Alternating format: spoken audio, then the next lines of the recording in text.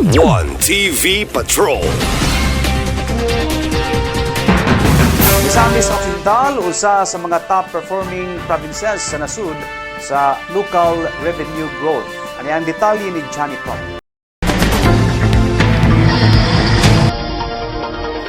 Usa na usab kadungog ang nadawat sa probinsya sa Misamis Occidental ubos sa pagpangulo ni Governor Henry E. Suaminal. Human kini makuha ang ikawalo nga pwesto sa tibok nasud sa year-on-year growth in local source revenue for year 2024. Base sa pasidungog nga gihatag atol sa Bureau of Local Government Finance, BLGF, 38th Anniversary Stakeholders Recognition Program nga gipahigayon niadtong Nobyembre 5 sa SMX Convention Center Aura, Taguig City. Ang Misamis Occidental nakabot ang 53.54% nga pagtaas sa lokal nga kita og mauraw sab kini ang probinsya sa Mindanao nga nakasulod sa top 10.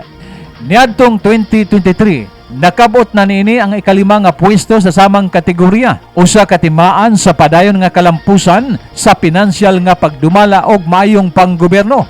Ang pasidungog nagpakita sa maayong fiscal management, malungtarong kalambuan og epesyenteng revenue generation effort sa probinsya nga nagpatuman sa Sinso Misamis Occidental Vision alang sa usa ka malinawon, malambuon og malipayon nga Misamisnon. Gidawat ang pasidungog ni Acting Provincial Treasurer Ibon Clamuhoy o Provincial Assessor Neptali Leo Adlaon uban sa mga department heads o provincial doctors nga nagpadayon sa pagsuporta sa misyon sa probinsya alang sa fiscal discipline o eksklusibong kalambuan.